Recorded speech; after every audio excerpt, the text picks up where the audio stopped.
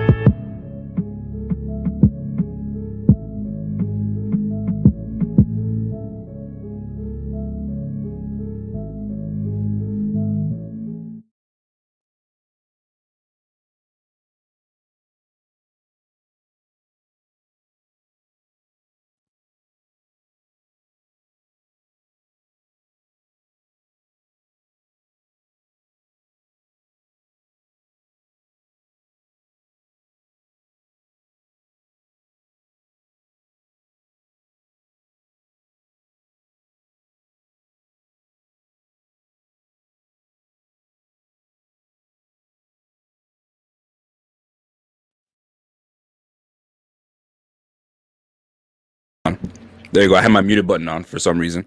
I think that's because I heard my kids yelling something. So I put it back on. So I apologize. You guys are tuned in for the very first time. If you are tuned in and looking at this handsome face for the very first time, you guys are wondering who this black man is covering the Bills. It's your boy Rico. That's what's up. So welcome everybody. You are tuned in. And we got some things to talk about today.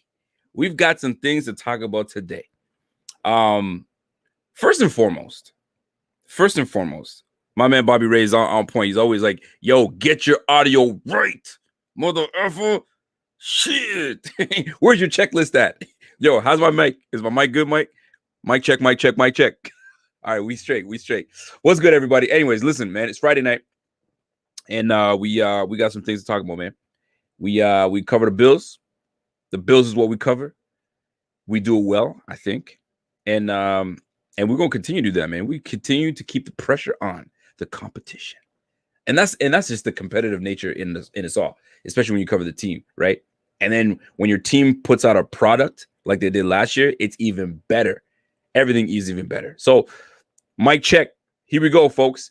We got ourselves some new tools, right? We've added some new tools to the tool belt, and if you thought our tool belt was already full. Was already, we got enough tools. I had to make a phone call because I was like, some things need to change. So I had to hit up my boy, Emmanuel Sanders. We had a conversation and he decided to let people know what was good, man. My best friend, his name is Rico. So when he was telling people about him coming to Buffalo, I tried telling him, hey, fam, stop messing around and you went to the Saints.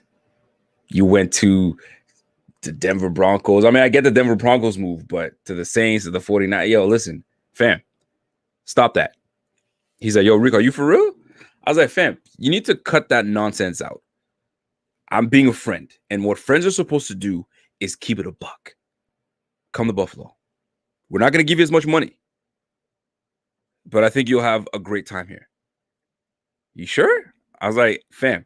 And when they ask you about these things, tell them I sent you. What does he do? In true best friend fashion, he gives your boy a shout out.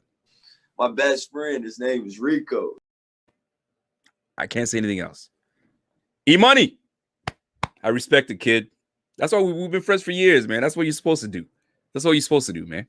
Anyway, back to your regular scheduled program. So, we add Emmanuel Sanders, which I'm very pleased about. You guys already know that. That's a new arsenal. That's a new fire weapon on this team. You guys have no idea. So then you think we're done. You think Brandon Beane's like, all right. We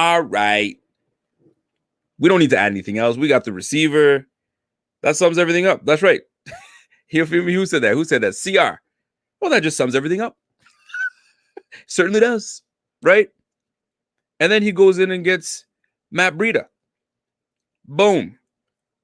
Loyal top gamer. If Breida started, what happens to Moss in Singletary? First of all, let's not hop the fence just yet. You know what I'm saying? Of saying Breida automatically is the starter. Let's just chill out. Let's relax. I don't like all that chatter because camp has to happen. Camp has to happen. Richard Rush is already on his hater mode today. Sir, I will not have your hater mode today. Emmanuel Sanders will not have your slander. No more Najee? Whoa, don't say that now. Don't say that. You cannot say that just yet. Bada bing. Rico said, get your ass here, man. Minutes later, done deal. It's finished. It's finished. Stop playing, man. Stop playing. Now, let's get to it. Matt Breida. We signed Matt Breida to the offense. We signed Matt Breida to the Bills. What does that mean? How does that shake up the running back room? It absolutely does because everyone knows it. 2 words. Let me play the same game I'll play my own game. Give me 2 words that comes to your mind when you hear the name Matt Breida. Speed kills. It's what it is. The dude is a walking 5-yard carry type of back. You just got to get him in the right scheme. He did it up. He had over 800 yards rushing for the 49ers a couple years back. Followed it up with another 600 yard, but that's a loaded backfield. You had Mozart at the time, then you had Breida, you had Coleman. I mean, that's a loaded backfield, and you're still able to put the numbers up like that. I'm saying I don't know if Coleman came at that time or not, but it was around there. McKinnon was there, but he was kind of hurt. I mean, but there was never just one guy. He made the most of it. One cut, hit the hole, and you're done. And the type of scheme that we'll have this year, I think this was necessary. This was necessary. By the way, you know what else was necessary? The interview that posted today at 7 p.m. with Christian Wade. It was necessary. Why was it necessary, Rico? Why would you even put that out there? Because we just signed Matt Breida. You know what happens when it's a what have you done for me lately? Anywhere. You did something to me. You did something for me last week, and somebody does something completely different, but a little better. You forget about the good stuff that you did before. So we signed Matt Breida, and then all of a sudden, Christian Wade is a forgotten man. No. We can't do that. We can't do that. We got to still keep this man's name prevalent and around. Now, is he going to have an opportunity? That is a whole different ballgame. He should. But now they've gone ahead and extended the international pathway. So Christian Wade now, whether Beane has, I don't know if Beane has come out and said it. I'm not sure. But now you got this man. He's going to be sitting on that thing for 3 years. Fam, he's only getting older. Now, to his defense, he did say, yo, you get in your prime when you're in 27, 20, 28, 26, 27, 28. I'm 28, 29 right now. So in his head, he's like, okay, if I have to do this one more year, what's another year? I'll be 29 going to 30. And he already spoke on it. 30 years old, man, I've seen guys play longer than that. Trust me and trust me and believe I will be playing in this game longer. And I hope that is true. But I would have loved to see this guy compete this year. Oh, man, that would have been nice. That would have been nice. Golly, man. Richard Rush. Rico, I'm with you in spirit tonight, man. Apple Crown. Okay. I got you, Richard Rush. Double R. So, fellas, ladies, great addition in Matt Breida. I'm sorry, I went to the Christian Wade. I'm back to Matt Breida. But Matt Breida is a great addition. But there's going to be some competition in that backfield. And now, when Devin Singletary and Zach Moss see this, it's not like, oh, this is going to be fun. This is going to be great. We have another guy in the backfield. Breida's not coming to play.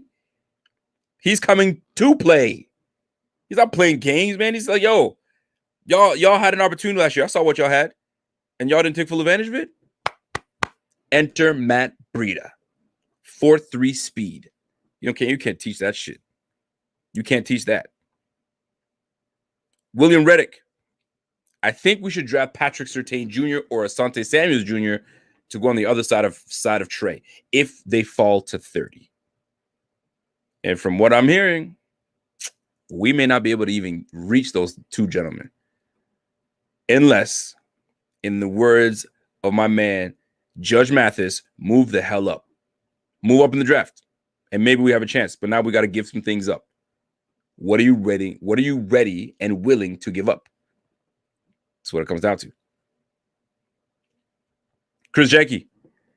Yo, Rico, it was fun chatting with you on Twitter. Hey, my man Chris Janke, man. So for those that are probably like, what the heck is Chris Janke talking about? On Twitter, if you're not on Twitter, shame on you. Follow us, the Buffalo Fanatics. You guys will not be sorry. We're always putting out great content. So if you don't know what we're talking about, give us a follow. BFLO Fanatics. We are part of something called Spaces, Twitter Spaces, where you don't have to watch us go live. It's just a straight conversation, man. I just hop on there. You see me on there. It might be Judge. It might be Dave. It might be whoever. And we straight have a conversation.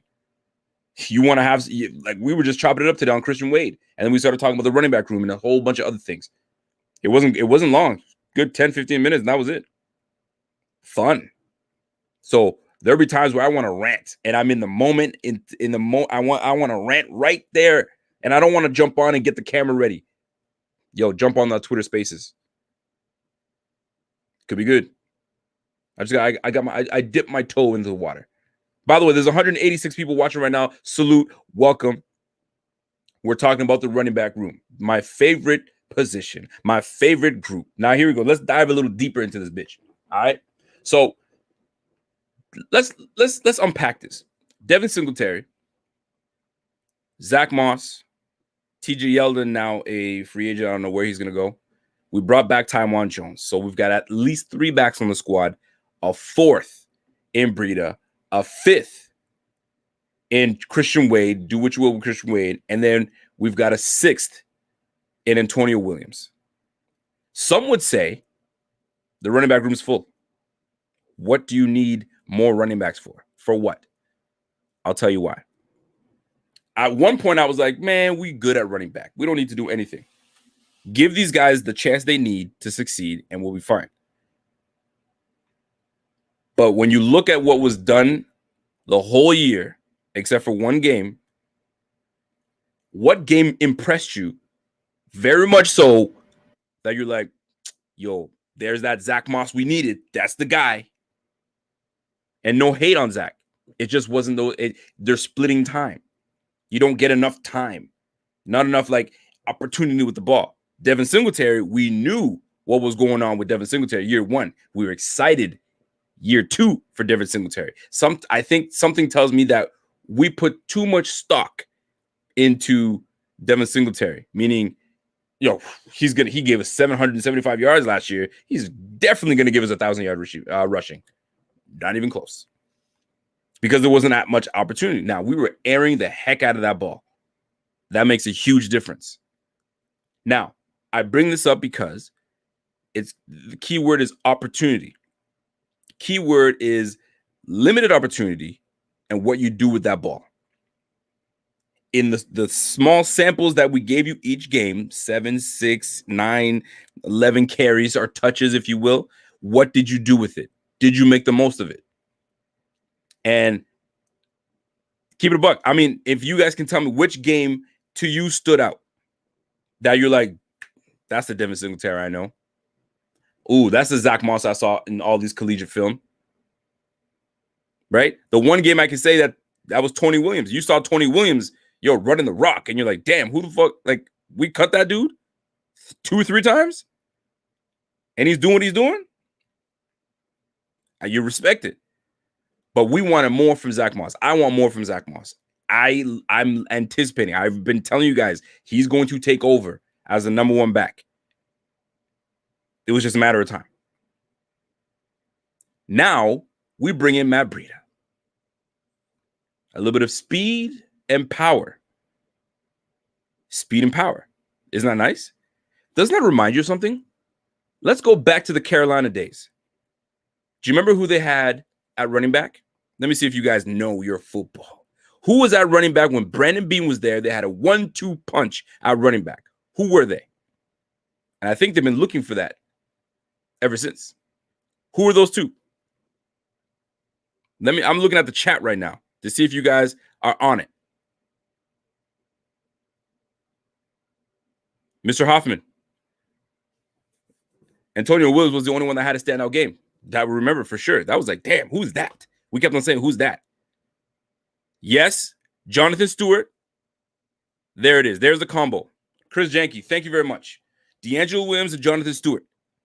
Remember that 1-2 punch? You had Jonathan Stewart was a power back, and you had D'Angelo Williams that was a juke monster and can take it the distance. What do you think they've created by bringing in Breida? Power back, Moss. There's that 1-2 punch that potentially we could be looking at. Now, I'm going to play you a clip. Do what you will with this clip. And then let's break it down. Let's unpack it. Yeah, I think it's unfair to look at the running backs to point blame on the running game. I think running the football is very complex, and it's the obviously the O-line, it's the tight ends, it's the receivers. And if one guy doesn't make his block, the play's probably dead. And so there were times this year where we're one guy away, and whether it's a tight end, whether it's a lineman, and it's a big gainer, and you're going, gosh, if we just get this guy blocked, and we had that at times. And I'm not saying there's no blame. Sometimes the running back missed the hole, but it's one of those things you got to practice it, you got to emphasize it, and you got to work on it, and that's something that we'll definitely look at. But I'm not looking at Devin Singletary and Zach Moss thinking those guys came up short for us.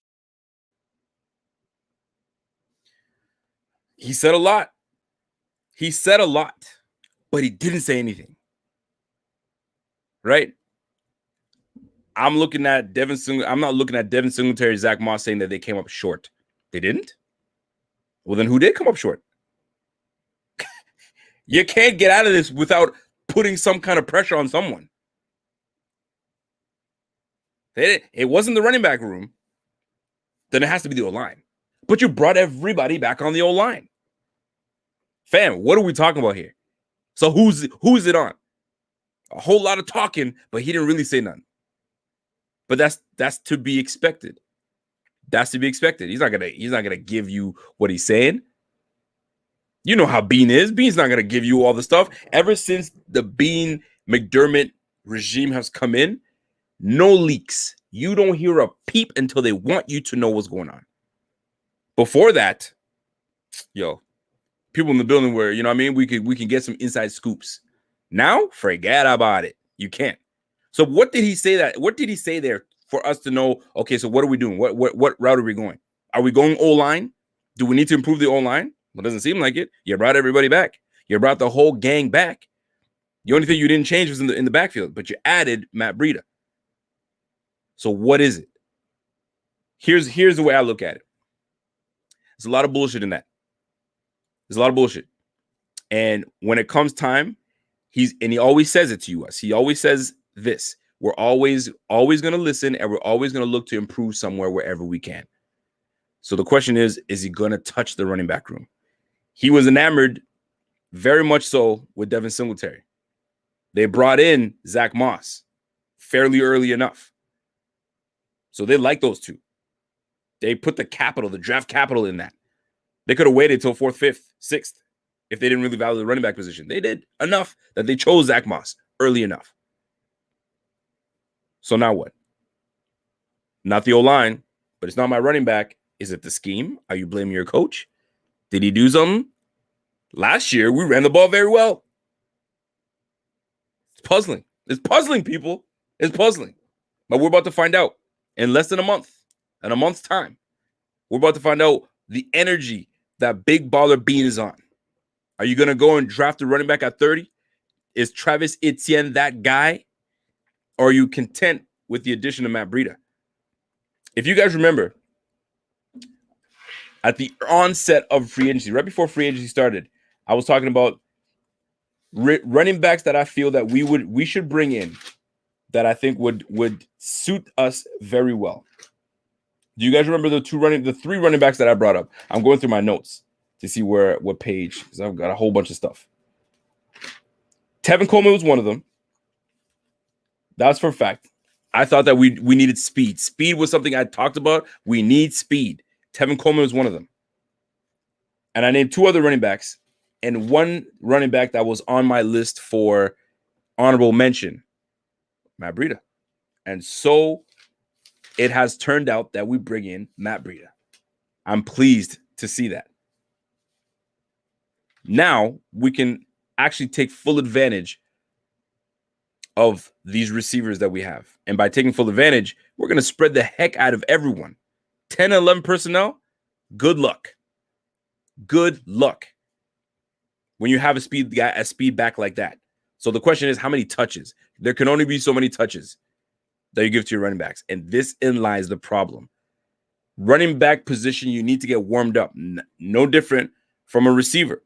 You got me running routes all day, but you're not throwing me the ball. I need to get warmed up. Give me something. Give me something light. The running back position, I need touches. So are we going to go with a three-headed monster? Running back by committee? Well, with the way this offense has been rolling, it seems like we might be doing that. I don't know. It's going to be interesting.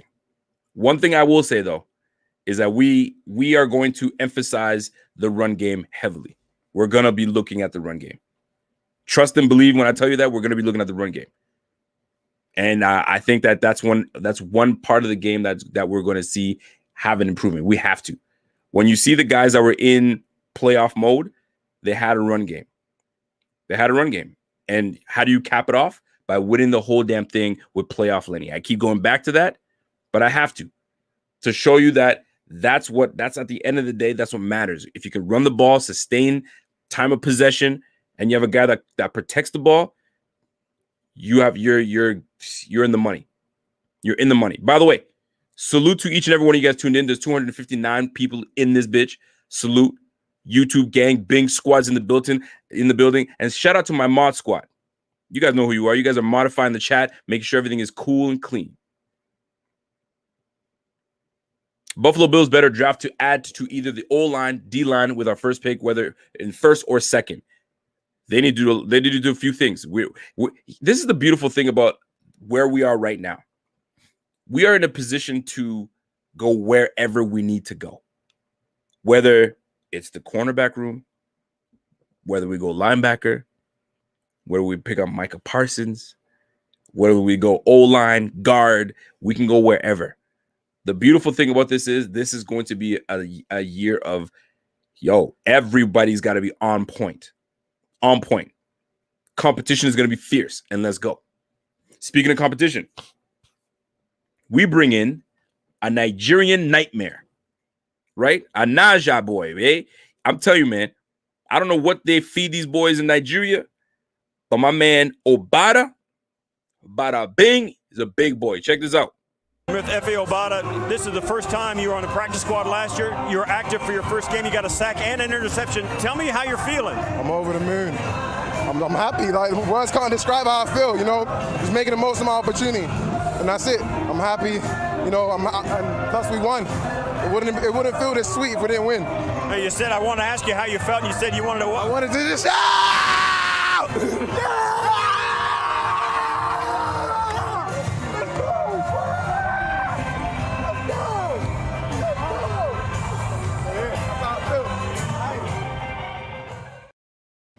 Dude, that boy's a monster. I don't know what kind of, jollof rice he's eating out there. I don't know who's cooking him some jollof rice. And if, so if you guys are some Africans in there, you guys would probably know what the jollof rice is. If you guys don't know what the jollof rice is, shame on you. But the question is it Nigerian jollof or is it Ghana jollof? Y'all let me know.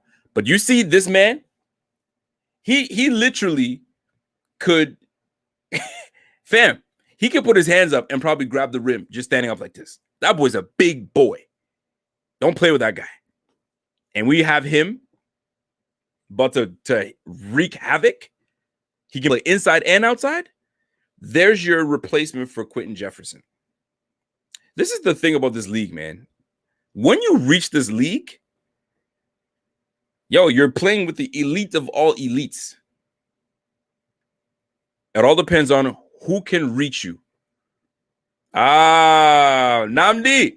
Namdi knows what's up, man. Yo, it's the Jollof and the Fufu, man. Which one you want? The question is it Nigerian or do you want the Ghana?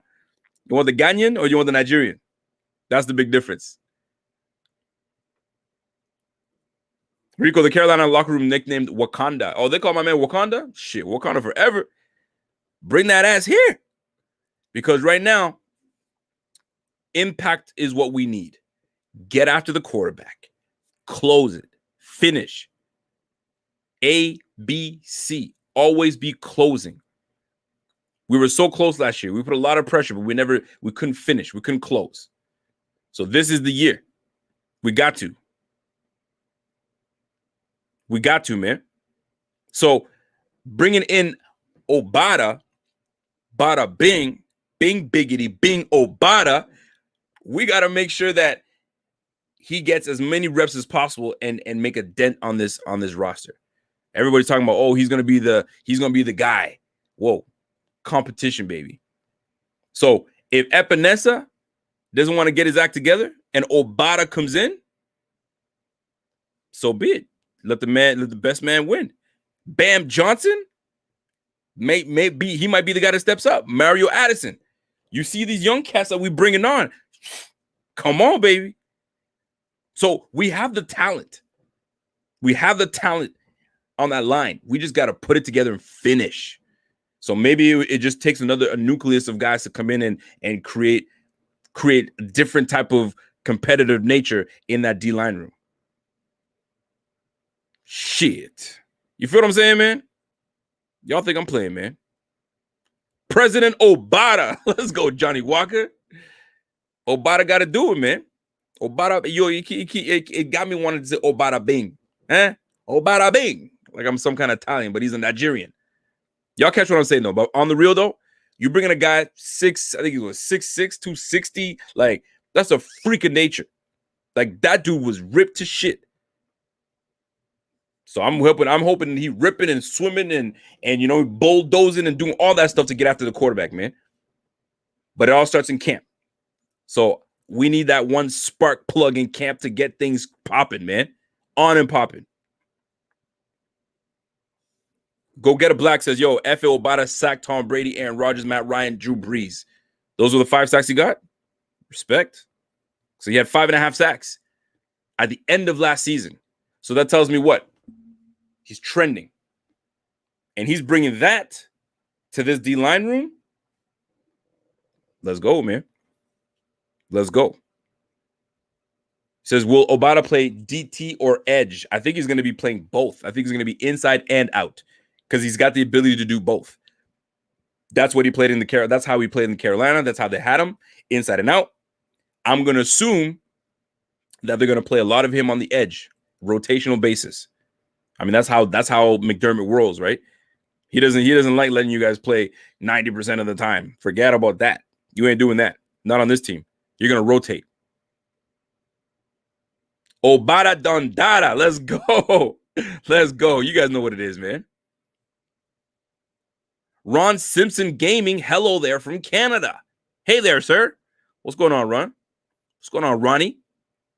So, folks, you got me saying Jeff Obada. Obada, we're gonna find out what he's really about. My man Chris Jenke. Obada can play special teams as well, Rico. I think I'm a Bam. Oh, I think him and Bam will fight for minutes. Yo, let's actually go through the D-line room. Top of the head right now. Jerry Hughes, Bam Johnson, Mario Addison, AJ Epinesa, Obada. That's 5. Who else am I missing? Am I missing somebody else on the edge? I think that's our 5 edge. And then we got Harrison Phillips, Ed Oliver, Starla Tulele, and Butler. There it is. There's your 9 linemen. Am I missing anybody? Shit, man. Let's go. Let's go. And you know what? Did you guys see Parsons? 4.39, that defensive player from Penn State? golly, man. How do you not grab a guy like that if he's available at 30? Shit. Oh, don't forget. Shame on me. I'm forgetting Mike Love and I'm forgetting Brian Cox Jr. Shame on me. Shame on me. And Zimmer. Thank you, guys. I apologize. Thank you very much. Yo, we got a full room, man. Competition will be fierce. Will be fierce. I'm very interested to see what AJ Epinesa does. Very much so. Now, you guys probably saw in the news today that we signed a 1-year deal with the gentleman by the name of Mr. Powell. Kick return, punt return specialist, more so kick returner / receiver. About 5'8", 5'9", $180. You know what I'm saying? That is who we signed. So you see what happens, man? The vacancy of Andre Roberts has us signing people left, right, center to make sure that we fill that role with competent people. We didn't have to sign all these receivers and / running backs because we had Andre Roberts that covered both the punt return and kick return duties. Now, shit, like my guy Skyline said, man, it's a war zone for the kick return, punt return. It's facts, man. Brandon Powell, Christian Wade, if they even decide to, you know what I mean, put him on the exempt list or say, you know what, we're going to actually let you fight it out and not going to put you on the exempt list. I don't know. Or maybe he's forced back onto the exempt list. I have no idea how that works. Right? So who's competing for this punt return, kick return spot? Brandon Powell, Isaiah McKenzie.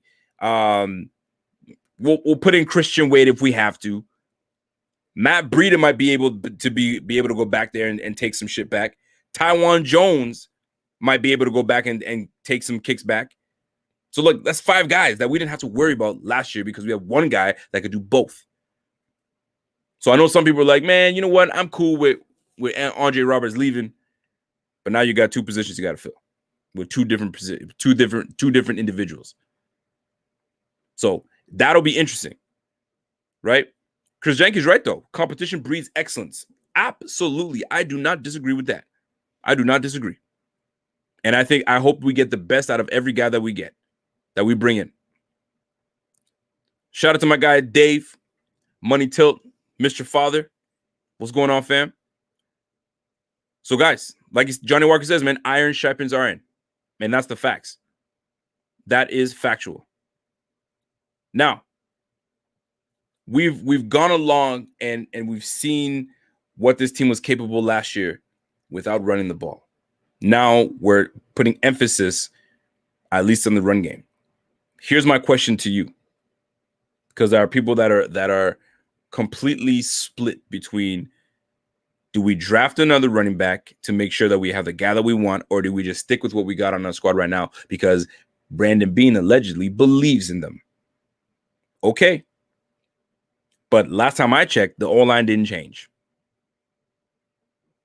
So maybe Breida becomes that guy. Or we say, F all that. This is just camp bodies. We want to see who's going to stay on this team and who's going to go beyond. And we're still drafting a damn running back. And he's going to be the bell cow. Who knows? And we'll go from there. But that's not the MO of McDermott. It's not the MO. It's not what they do. And the more I'm thinking about it right now as we speak, I think we just chill with who we have in our backfield right now, unfortunately. Or fortunately. Unfortunately, it will, Ben. Bills may stash him for another year. Oh, you're talking about Christian Wade. And you know what? He's sitting there going to be on that list for another year, and he's going to be 29-30. And this is the downside of this whole thing. 3 years NFL experience, right, in the league, and then we're bringing in draft picks and free agents every year. It becomes tough. So now he's ready to go. All right, guys, 3 years in, I'm ready to go. And then all of a sudden they're like, oh, you know what? We just drafted a running back, so we're good, Christian. Thanks for your time. What? Or have they seen enough to say, we like you, we don't want to let you go, but you're definitely not that guy, so see you later. I have no idea, but it's a dirty game. I remember meeting. I went to a barbecue, and we had one of my boys is he holds a camp for young guys that are going to, you know what I'm saying, university and so on and so forth, or getting scholarships to go to play in the States. And there was a couple CFL guys there. And I was like, yo, and one of them was, I don't know if you guys remember Ellis Langster. Do you guys remember Ellis Langster? Right? That's the guy's name. Ellis Langster used to be a former Bill DB. Ellis Langster was sitting there and we chopping it up. And I think that's what his name was. Anyways, and I'm like, yo, aren't you trying to get back in the league? Like, what you doing, man? And yo, shout out to my guy, Tighten Up. Captain Tripp says, tighten up, big squad. Let's go, man. I appreciate you. So Mans is talking, and he goes, you have no idea how tough it is to get back in the league if you're trying to get back to the NFL. I was like, what you mean? Okay, yeah, there you go, Tilt. Ellis Langster. So I'm talking to Ellis Langster, and we're just chilling, right? So I'm like, do you know how he goes, do you know how hard it is to get back in the league? You got to think of it this way. If you're out of the league 1 year, right? For whatever reason, you go to the CFL, you're trying to get back in. Not only have you been away 1 year, they've developed younger guys on their squad that's on the squad right now. Then they go for free agents, right? That they've been eyeballing, or they scouted this player 2-3 years ago, and now this player is available. They're gonna go and try to grab that player. 3, you got the draft. New young batch of players coming in to replace the guys that are not relevant anymore. So it's tough as hell to just jump back in. And the reason I bring this up, thank you very much. Somebody, yep, you guys remember Ellis Langster. So I'm talking to him, we're kicking it, right? And at the time he was playing for the Renegades. The Red Blacks, excuse me. I said the Renegades, the Red Blacks. And we're sitting there, we're talking, and I'm like, yo, that's so right. So when you see a guy like Gordon, receiver, that's been in and out of the league, and he wants to jump back in. Dude, there's been so many new players coming in. You had to have made such an impact when you did play for you to jump in. The Browns' days are long gone. So it's going to be interesting to see what they do. So, like, every opportunity counts right now. So a guy like Christian Wade, yo, I'm going to be 30, and, like, you guys are bringing new batches of players. I'm on the other end of it. I'm on the other end. That's the part of the business that sucks. It sucks. But man, it's the nature of the business, baby. It's the nature of the business. Yo, throw all the RBs in a bag, shake it up. The best 3 wins, no matter who it is, man. Best man wins. At the end of the day, man, that's what it comes down to. We got to get out of our feelings, and whoever wins, they win it. That's what it is, man. And you know what? Gordon was amazing in Cleveland. But do you remember him? Did he do anything crazy in Seattle? Did he do anything in New England? Nah, fam. Like, he just can't get his act together. Unfortunately, it sucks. It really does blow. Now, we're 38 minutes in, and I really wanted to touch on something, and that is the quarterback position. That is Mr. Josh Allen. And I've been actually wanting to hit this topic like 2 or 3 weeks ago. But things materialized, and I wasn't able to.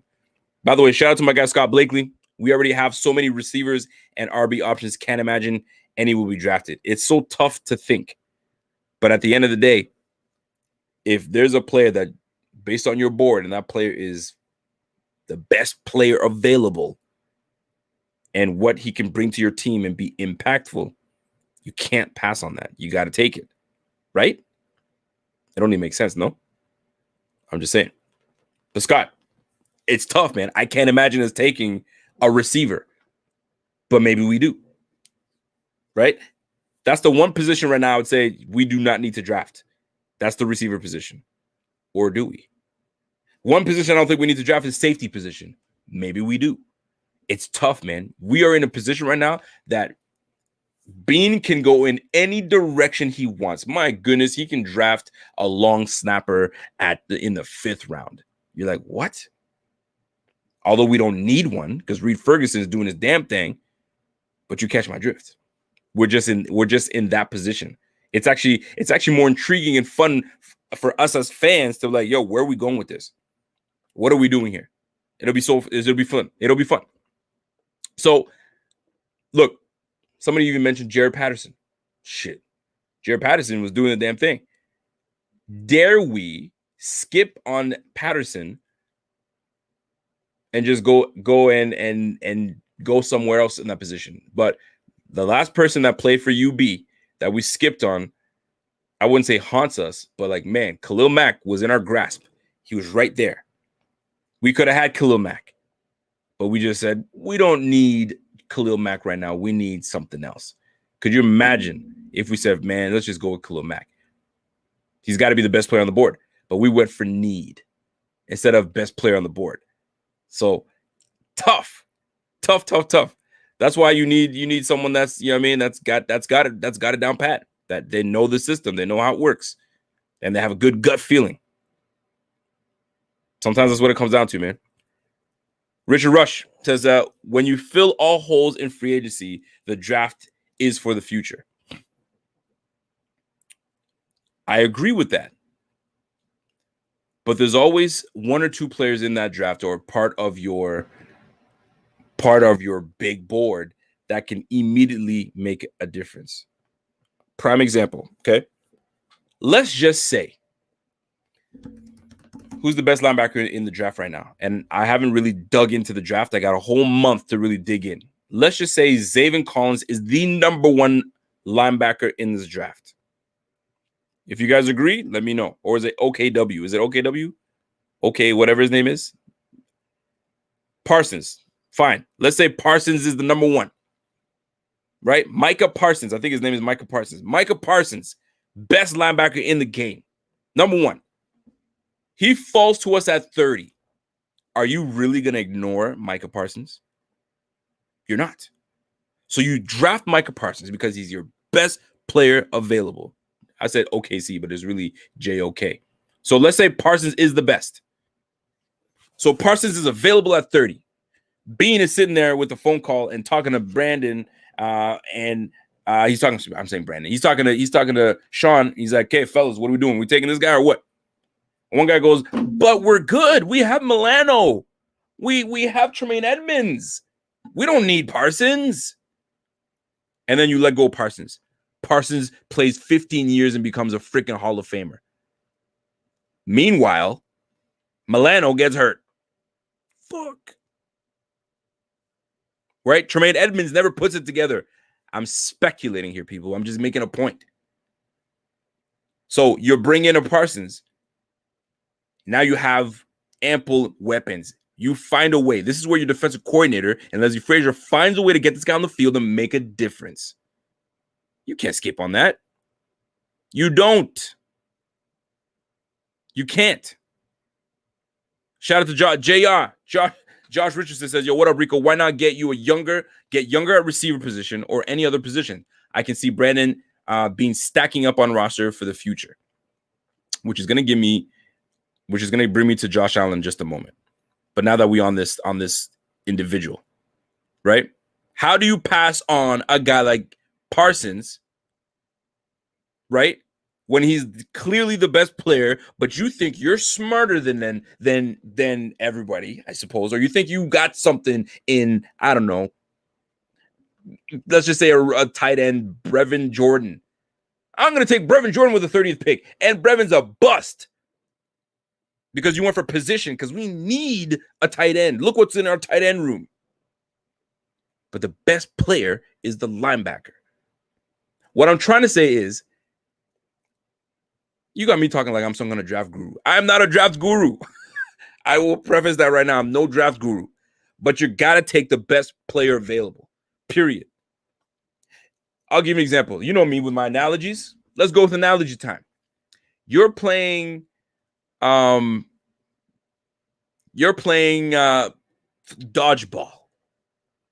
You're making picks. Two of the best players usually are the ones making picks, right? So let's just say me and let's just say Bobby and Pierre are the two guys making picks, right? I'm sitting on the wall with all the other players, right? Chris Jenkins over here, Namdi's over there, Captain Trips is over here. Who else? Bill's guy N1 is over here. Adam Jelani's there. You know what I'm saying? Everybody's on the wall. Israel Monero's there. Everybody's on the wall, right? We all ballers. We can play. Joshua Richardson's right next to me. Clearly, I'm the best. But Josh Richardson has a wicked arm. But I got a wicked arm. I can duck and dodge. I can do all those things. But they love the power. But he's got just a wicked arm. Who are you going to take? If Pierre is smart, he'll take this guy. Not that this guy's bad, but he's one-dimensional. Take the best player. I give you all. I give it to you all, man. I'm an impact guy. Bill's guy N1 is probably super jukey. He can juke all over the place, but he can't throw for shit. But I need a guy that's a jukey guy. No, man, you take the best guy out there. This guy. Don't overthink shit. And a lot of times, people overthink. Don't overthink. Take the best guy that's there. If it's a corner, the corner from Syracuse, and he happens to be the best guy that's on the freaking board, but we just signed Levi Wallace. We have Dane Jackson, right? We got Cam Lewis. We're good. No, you take him. You take the best guy. Am I ranting right now? Is this a rant? I don't know what this is. Or is this passion? I'm getting hot. I'm getting hot right now. Goddamn. Gotta take my shit off. You got me in my bag. But y'all catch what I'm saying, man. Because right now, this is the window. The window is now. Pick your guy. Pick your best guy. Right there in that position. Whew. Shit is hot as fuck. Now, here's another thing, too. Let me fix my camera up a little bit. Here's another thing as well. I want to get into... Somebody said, yo, Hoffman's like, yo, dodge, duck, dip, dive, and dodge. You put dodge twice, man. You can't do that. You can't put dodge twice. Money Tail says, yo, I have a sneaky good arm for a shorter guy. Listen, man. If we could play dodgeball, shit, and only the chat was in this, for some reason, Richard Rush gives me the impression that he'd be a good, like, you know what I'm saying, he's stout, and someone tries to throw the ball, he deflect that. Boom, boom, right? Maybe Bobby has really soft hands, man. Somebody goes to throw it at him, he catches that. I don't know, man. Would Pierre be good? I don't know, man. Pierre's a big target, man. I'll go for his legs. Pierre doesn't have good. He doesn't have good knees. He can't bend. He can't bend and get down and squat. I'd go after Pierre. Pierre be my first target. You're going down, Pierre. Duck, dick, dag, and all that shit. You can't do that. So you guys catch what I'm trying to say, man. So now, here's my thing. I need to bring something else up. Joshua Allen. Oh, damn it. I think I'm going to try to add it in a way so you guys can see. Josh Allen. I'm looking at this and I'm like, okay. This guy is onto something. Like a future. He's a future breed quarterback. New breed of quarterback. Keep it a buck. What will Buffalo do with their first pick? I don't know. If I'm keeping it a buck, I'm going to tell you I don't know because I don't think Beane knows. Beane doesn't even know what he's going to do, let alone me, let alone all these people that, you know what I mean, that do the draft stuff. We don't know. Here comes Pierre. I'll knock your ass out. I'll knock you out. Yo, we're playing dodgeball, man. You can't knock me out playing dodgeball. You can't. You gotta be able to get the. First of all, you better catch the ball, number one, and don't be that guy that sits at the back of the court, surveying and trying to move all over the place. We'll get you. Somebody with a good arm will get you. And if somebody with a good arm knows how to get that ball and kind of airbend that bitch, Pierre's done. Get on the wall. Finito. So, Josh Allen. Let me get to Josh Allen. Y'all got me tripping today, man. Let me get to Josh Allen. By the way, there's 315 people watching. Salute to each and every one of you guys. We were just talking about the draft and how you should not overthink drafting best player available. And the analogy that I came up with was dodgeball. Line the best players up on the wall, 2 captains pick. You don't go for specialty. This guy's a really good juker. I'm gonna go for that guy. No, you get the best guy that does everything. That's him. That's this guy right here. You don't pick a Pierre with terrible knees. You don't do that. You don't pick up Bobby. Maybe Bobby has soft hands. I don't know. I could be wrong. Chris Jenkins might be nice. I don't know. I have no idea. But y'all catch my drift. Now let's get to it. The damn quarterback position. Now, this, I think, was a couple days ago. A couple days ago, who was it? But the Good Morning Football had a stat of the last 20 quarterbacks that we've had on this team. And I'm gonna tell you something, man. It's quite something. I'm gonna try to bring up the graphic shortly so you guys can see it, because I think it's super necessary. There were some names on that I totally even forgot that they quarterbacked for the Buffalo Bills. I'm telling you guys will be. I'm gonna try to add it right now to the stream. So bear with me as I do this on the fly. But Josh Allen to me is the new breed. So there was a tweet that I saw was like, build your best quarterback, right? Arm, height, arm strength. It was awareness. It was all those things. And one of the guys from one of our guys from Buffalo Fanatics was like, yo, I think it was Clay. Clay was like every one of those things except for athleticism. I think he gave it to like Lamar Jackson. But when it came to awareness, height, arm strength, leadership, all that stuff, Josh Allen truly does have those things. He really does. It was like, shit, we got ourselves a special individual at quarterback. So now I'm thinking to myself, okay, we are in a position to sign Josh Allen to a major deal. Major. He's probably going to be one of the second highest paid quarterback. Let me try to mute this for a quick second because I'm trying to do something here. Pardon me. So check this out real quick as I add this. Sorry for the ghetto-ness right now, but I got to get to it so I can add it and get out. He's going to be paid handsomely, Josh Allen. All right. And if we pay him and when we pay him, when we pay him, oh, there goes my phone. My phone just died. Damn it. So that's that. So when we pay him, it's going to now put us in a position that we may not be able to sign, obviously, other big weapons. So that's why the drafting, somebody mentioned drafting for the future is super important, right?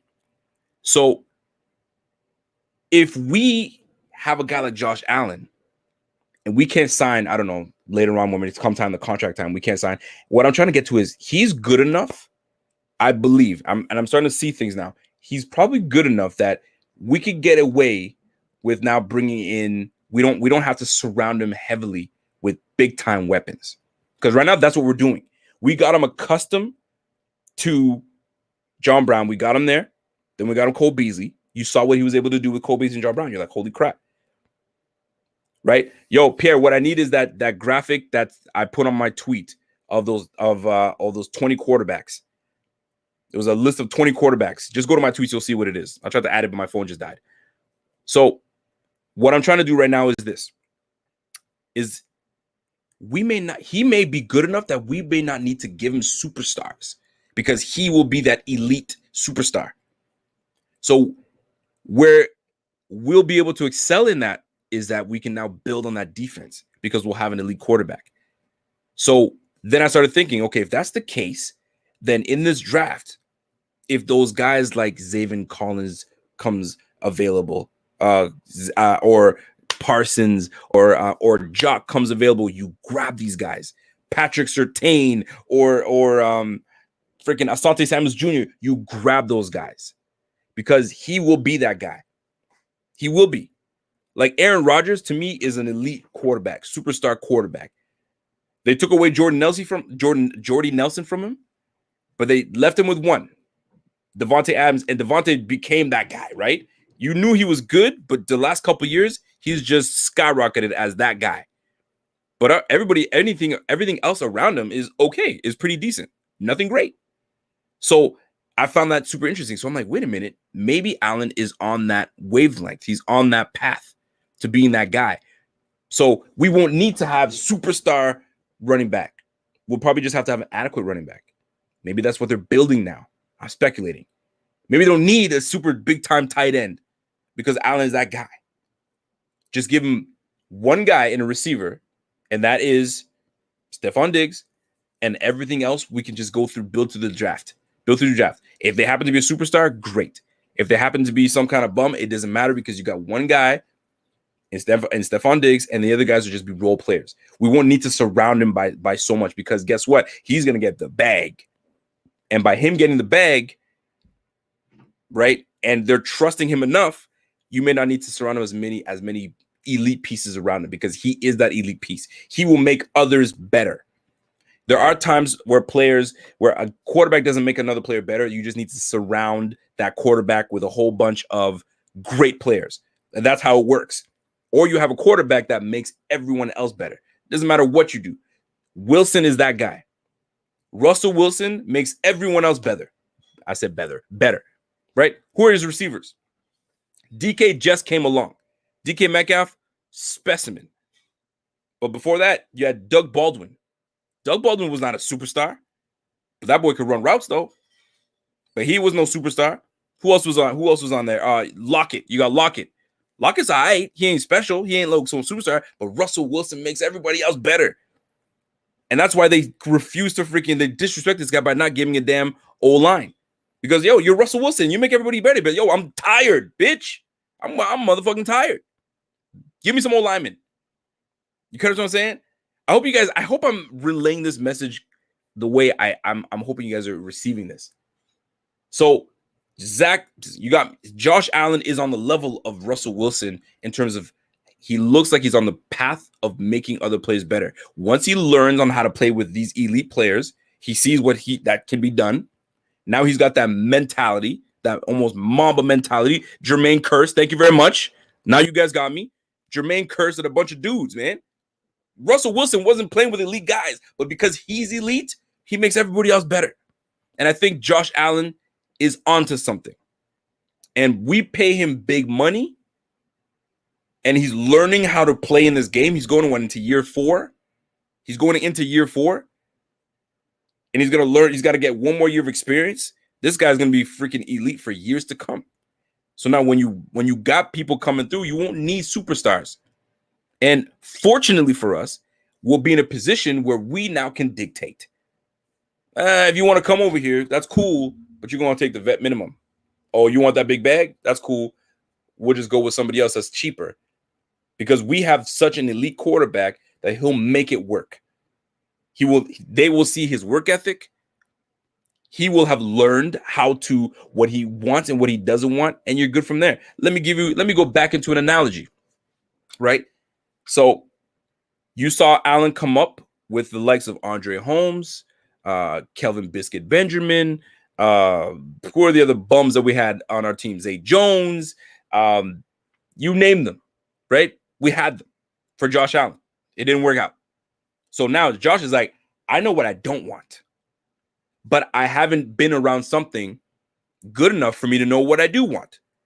Enter the chat, John Brown. Also enter the chat, Cole Beasley. Oh, that's what it feels like to have good receivers. Okay, now I'm working on myself now. I'm working on my feet. I'm working on my awareness. I'm working on, my drops. I'm working on my accuracy. I'm working on my deep ball. I'm working on myself alongside with adequate receivers. Okay, I'm onto something. All right. So then he gets an elite receiver in Stephon Diggs. He's like, oh shit. So that's what an elite receiver looks like with complementary players. He has a baller year. So now he knows what he wants, right? He knew what he didn't want with those bums. Now he's like, shit, is this a standard? This is what I want. Now, there's going to be some changes in the next couple of years. But because he's earned that experience with the same OC, with the same quarterback coach, he now gets it. He has it, right? Now, here's the analogy I was going to use. For the older cats in this room that have dated or been married before or have gotten divorced or whatever the case is, okay? Tell me if this works. Where you dated or you got married and it didn't quite work out, right? You were married for a long time, but just didn't work out. Relationship ends. Now you're out in the field. You guaranteed will not go back to what you had before. You'll know what you want. And you'll also know what you don't want. Right? So Josh Allen's going to be in that position. I don't want those bum-ass receivers, but I've learned enough in that time between the bum-ass receivers to the adequate receivers to my elite receiver. Now, when they give me the bag and coaches got to make all these changes, I'll have learned from what I didn't want to now what I want. So now when he's firing all cylinders, he's going to be on the money. Like we can put any piece around Josh Allen because he's going to know what he wants. I want this type of receiver. I want this, that. I'll make it work. You just trust me. And I think that they do. And when they give him the bag, they give him the whole big bag. We're going to have this quarterback for a long ass time. I'm excited for it. And I'm only speculating this is what it's going to be like. But he's already this year gave me a very good indication that shit, we got something, man. We are on to something. Shit. Rico, but you also know what you need to do next opportunity. Absolutely. For sure, Scott. That's what I'm saying. You know what you don't want. You know what you want right now, but you're like, you know what? But my next opportunity, though, this is how I'm going to change things. But this is Josh working on himself, working on everything. Pierre's like, Rico finally gets why I felt Josh was going to be on that MVP run. Glad you finally caught up. Bitch, please. Catch up. Shit. Thomas Burke says, 11 married, 13 years divorced. My divorce is going really well. Okay. Thomas Burke for the win. But I hope that made sense to y'all. I actually just put this out there as this, you know what I'm saying? The wheels turning in the head. I'm putting it out to you guys. I hope that made sense what I'm saying. I mean, at the end of the day, what I'm really trying to say is once he gets that bag, we're not going to be able to surround him with all the great expensive pieces. So we're hoping that he learned along the way what works. And he's able to freaking work with anything that they give him. But guess what? We just load up that defense. Load that defense up. Because Josh is just a walking point getter. If you guys play fantasy and you had him as your fantasy quarterback, like I did, he was like the number 3 fantasy player. Number 3 or number 2. The guy was on the money. On the money. So you guys catch my drift. You catch the drift. Somebody said I missed a super chat. How dare I? How dare I? Skyline, thanks for that super chat, my G. He says Miami stacking these picks, man. Golly. Let's talk about Miami. Let's talk about Miami. Let's get off a little Buffalo a little bit. Let's talk on the AFC East. If you guys are sleeping on the freaking New England Patriots, we can't. Don't sleep on them. You got to respect what the heck they're doing over there. Bill Belichick, like I said before, and I'll say it again, he was utterly embarrassed. He was shamed. He was sent to the doghouse. He was sent to sleep on the couch. He was all of the above that he did not like. It's the facts. Wasn't about it. So he's like, not again. I've learned my lesson. I took for granted my quarterback in Tom Brady, and he left, and he won the Super Bowl on top of that. I got to get my shit together because he doesn't play that game. So what does he do? He loads up on defense. Loads up. They just brought in Kyle Van Noy back to the Bills, back to the Patriots. Hightower comes back, right? So they got some players on that squad, man. See, look at Pierre. Pierre says, yo, hold on. Pierre says, man, I'm snoring on those Pats. Unless the QB changes, I'm not worried. Okay. We shouldn't. With the roster that they had last year, fam, we almost lost that game if not for Zimmer. Zimmer sealed the deal for us. If not for Zimmer, we lose. People say, well, the game was still going. We lose. The momentum was just not there for us. But they're putting something together. And here come the Miami freaking Dolphins. The Miami Dolphins. And now, before I get into the Miami Dolphins, I need to show you guys something. Check this out. Look at this list. Look at this list. The Buffalo Bills starting quarterback since 1997. That's the last time Jim Kelly played. Retired in 97. Let's start with Alex Van Pelt, right? Alex Van Pelt, Jeff Toole, Tyrod Taylor, Nate Peterman, Kyle Orton. Let's slide over. Kelly Holcomb, for crying out loud. Rob Johnson, Thad Lewis. Thad Lewis, he had some good games. J.P. Lossman. I had some hopes for J.P. Lossman. E.J. Manuel, I had the most hopes for. E.J. Manuel. Then you go over to Doug Flutie. Then Ryan Fitzpatrick. Trent Edwards, I had a lot of hope for Trent Edwards. Ever since they told me, who was it? Somebody, I think it was one of the old coaches, said that he was going to be the next, who was it? I can't remember who exactly it was. But anyway, Trent Edwards, Todd Collins, Matt Castle. I totally forgot about Matt Castle. Brian Brom, Drew Bledsoe, Matt Barkley, Derek Anderson. Wow. The laundry list of quarterbacks that have taken a damn snap. Yes, it was Walsh. Thank you very much. It was Walsh. Walsh had me drinking the Kool-Aid, thinking that he was going to be the next freaking next best thing. 3rd round draft pick. Oh my gosh. Fam, let me bring that to you guys again. I don't think you guys realize how bad that is. 1997. What were you guys doing in 97? Do you guys know? What were you guys doing in 97? Holy crap. I was 13 years old. 13, 14 years old. Dealing with all this mess. Van Pelt. E.J. Manuel. Doug Flutie. I mean, I like Doug. Let's go through it. Derek Anderson, trash. Matt Barkley, not here long enough for me to even say anything, but he wasn't good. Let's just call it what it is. Not good. Drew Bledsoe, baller. Drew Bledsoe had us for a year or two competitive until we freaking lost to the damn Steelers in a game that we should have won. God damn, that shit pisses me off still. Brian Brom, bum. Doug Flutie, baller. Ryan Fitzpatrick still got love for him, baller. Trent Edwards, until he got his brain scrambled by Adrian Wilson, he was on his way. He was playing well. Todd Collins, no thank you. Matt Castle, joke. E.J. Manuel, not given a good chance. They didn't give him an opportunity, a true, solid opportunity. They did not. They hated on him.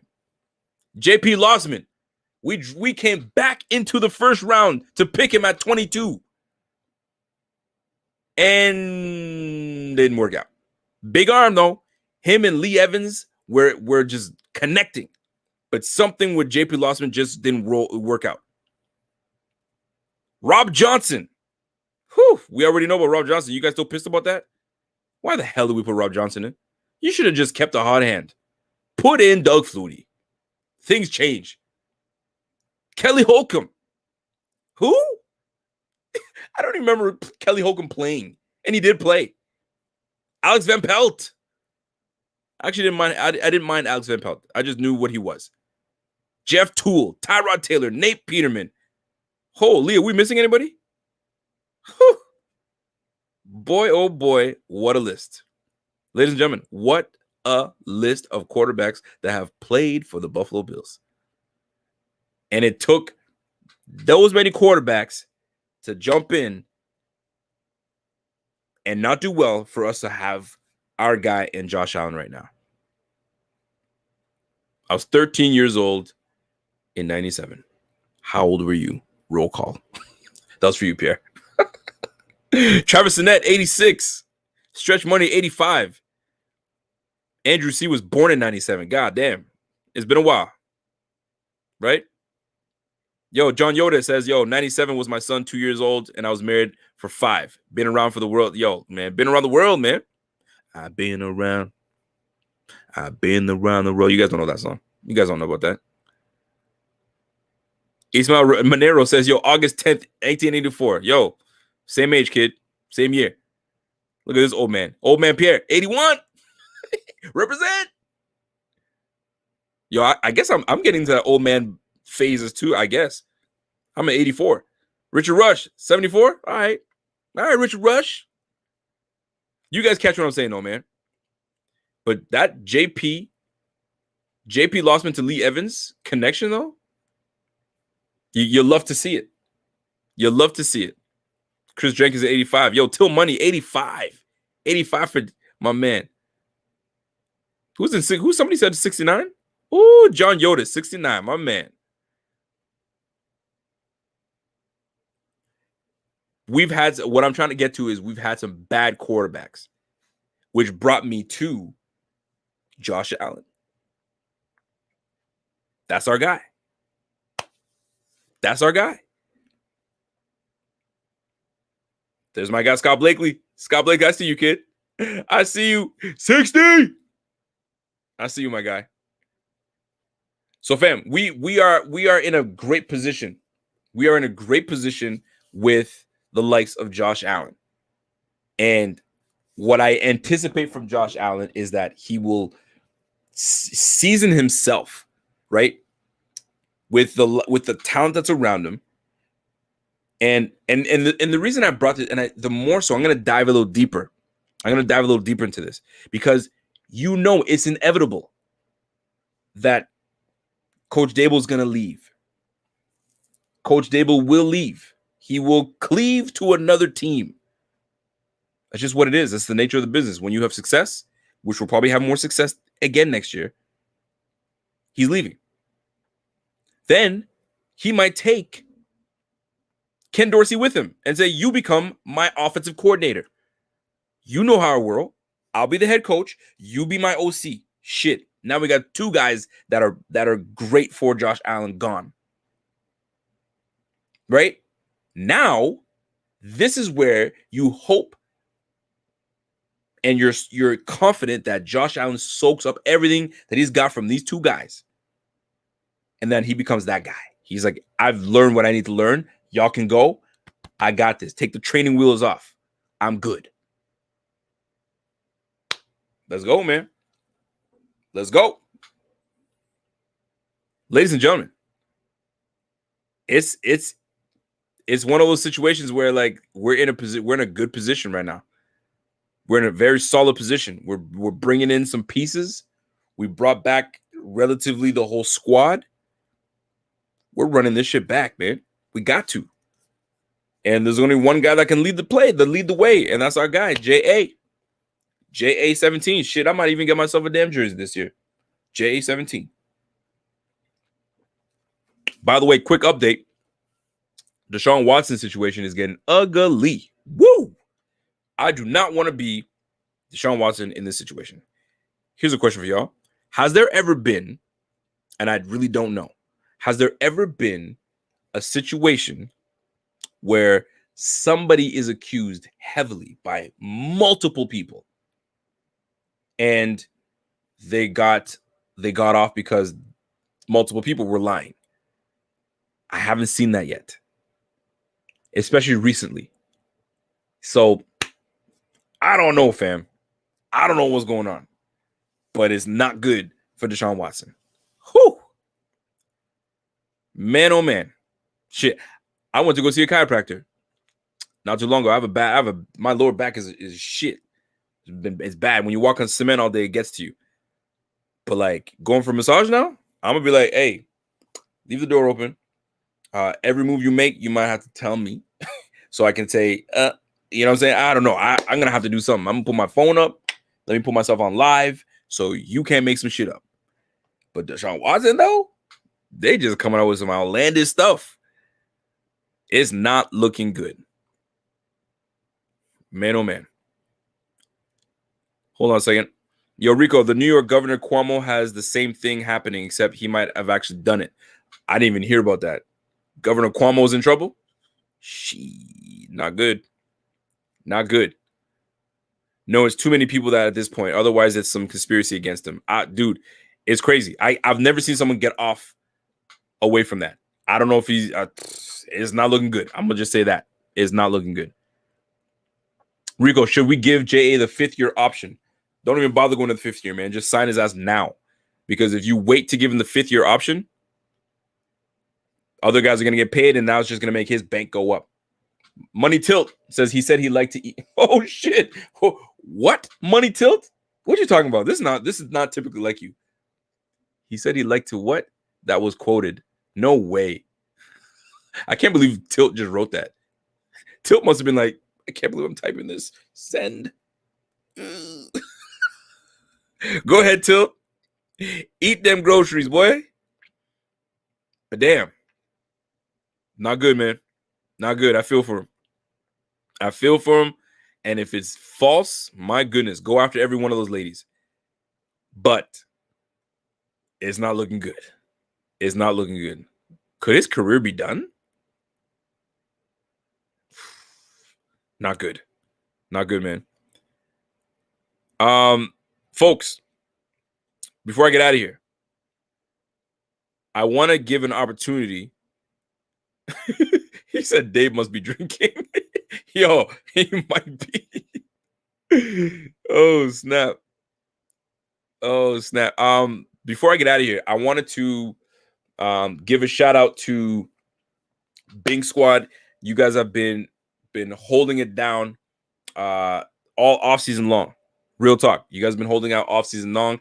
And it means a lot to us that you remain loyal to the brand and loyal to BF and reverse it, man. We are thrilled that you guys still tune in and rock with BF and rock with our guys, Dave and Money.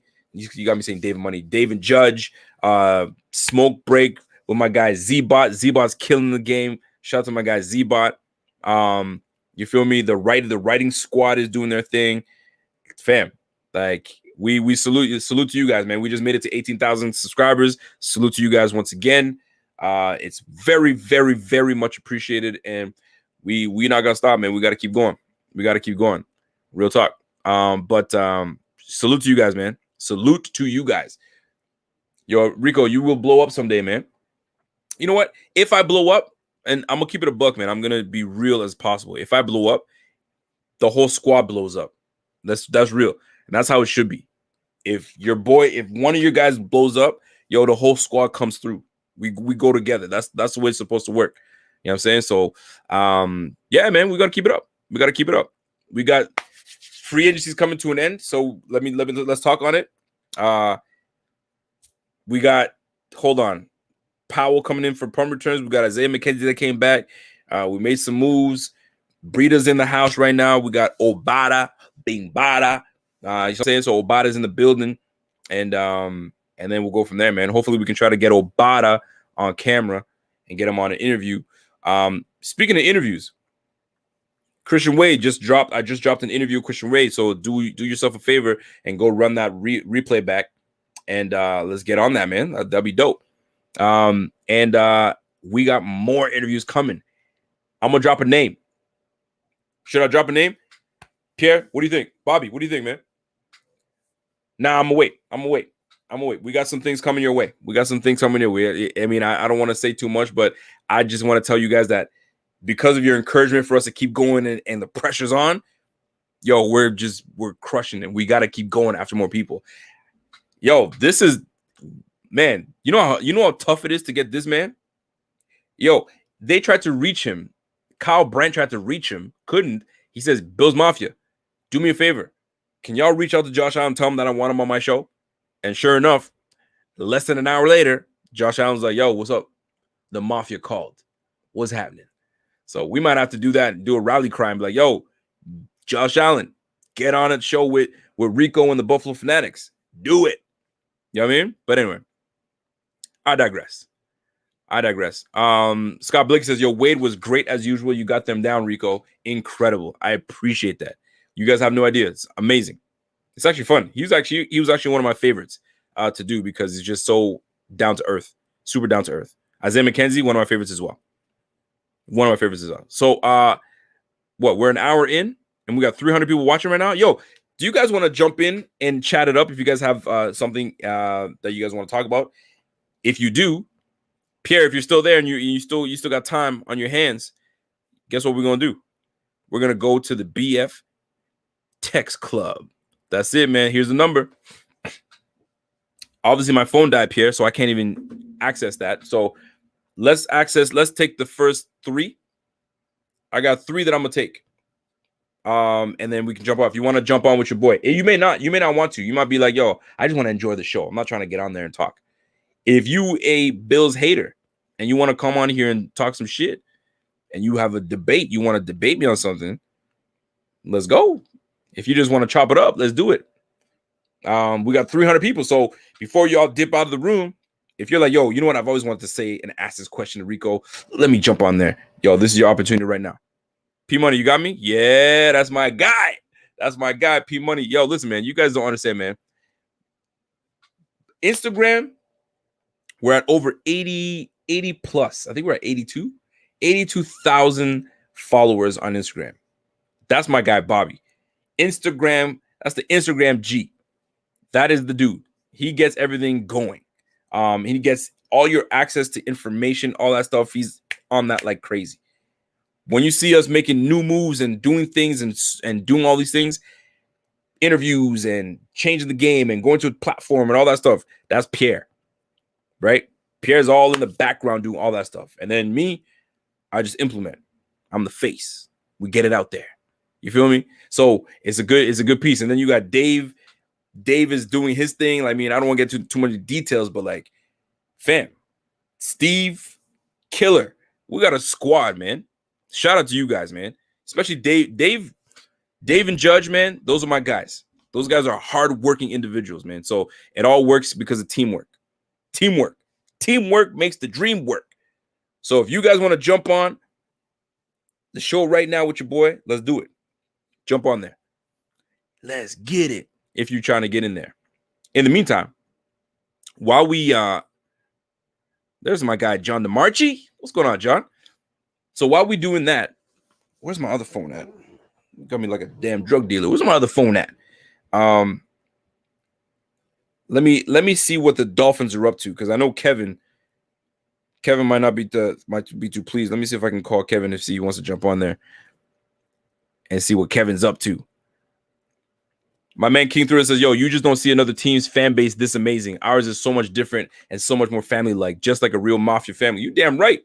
You mother effing right. I had somebody hit me up and was like, man, I wish you were a Bengals fan, because we don't have anybody doing this stuff for the Bengals. Man, fuck your Bengals, man. Like I'm going to be a Bengals guy. But the Bengals might be putting something together with Joe Burrows and the rest, right? That might be cool. Man, you should do this with the Sabres. What? Are you insane? What do I know about hockey? Didn't you guys just get rid of a player? Eric Stahl, whoever that guy is. I don't know if you guys are happy about that or sad. I have no idea. No idea. Can't tell you. Yo, Kevin's celebrating. First round choice, our Sig Rico. Kevin's been celebrating because he's had first round choice. This year was going to be a big year for him. Big year for Kevin, actually. But I think didn't they get rid of some picks? I don't know. I have no idea. All right, we got our first guest. Hold on, let me fix the banner up. You guys know the number, man. You guys see it. The text club is right here. Hit that number up if you want in. Jump in. Don't be shy. Give her a try. Hold on a second. Hold on a second, Russ. I hope Russ doesn't try to come for me right now. I don't know if I have the energy to defend myself, Russ. No, Russ, don't come for me, Russ. Let's bring my guy Russ in. Let's go, Russ. Russ! Hey, how you doing? What's Rico. going on, Russ?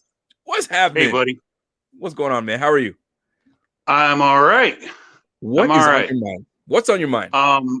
I got to talk to you about this Russell Wilson, Josh Allen comparison. Oh, talk to me. All right. I like what you had to say, but Josh has got to know he can't do it on his own. When he was a Cowboy, he couldn't do it on his own. And now that he's in Buffalo, that first year was pretty bad. Yes, it was. So don't compare him to Russ Wilson, because Russ Wilson, he pretty much handcuffed his team. And that's why now he's complaining about, not having any help. Well, stop taking all the damn money. Oh, wait a minute now, Russ. Wait a minute. Start thinking about Tom Brady and all the shit he went through all those years and what he did for his team. You want to be compared to the greatest, you need to be like the greatest. Okay, let me ask you this, Russ. I respect this. I do respect this. So you are a rookie quarterback. You're on your rookie deal quarterback.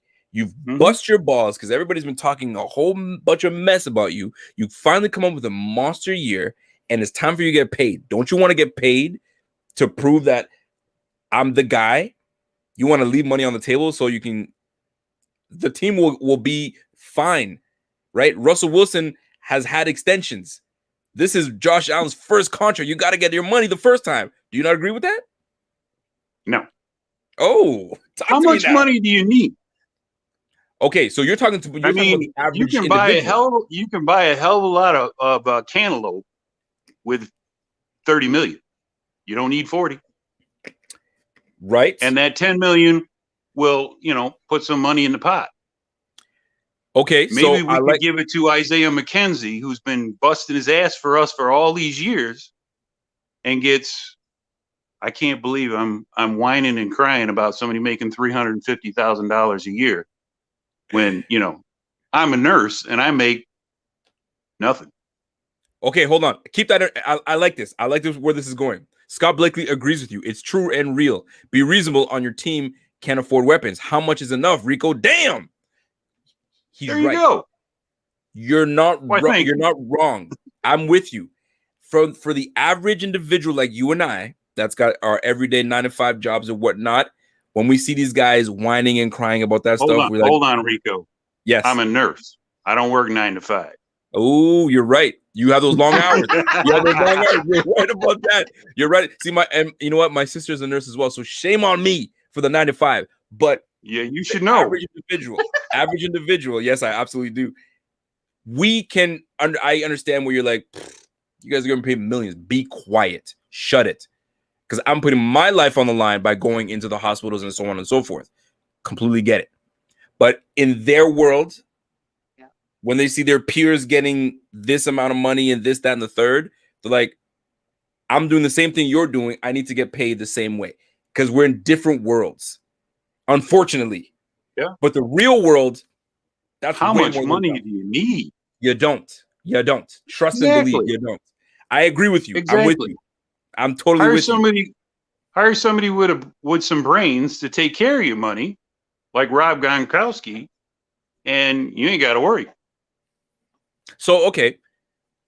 And this might be a tough question for you to answer, but like, what would be reasonable for Josh to accept as a deal?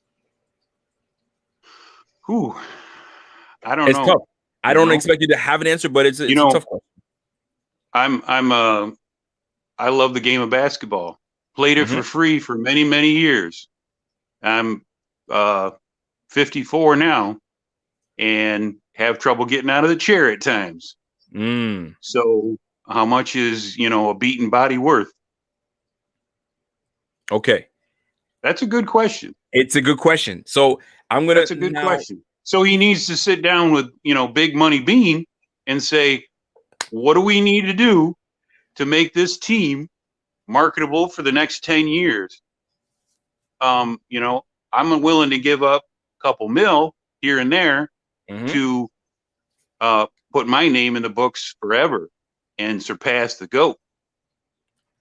That's what I'm looking for. I want to pass the GOAT. And I think Josh is that kind of guy.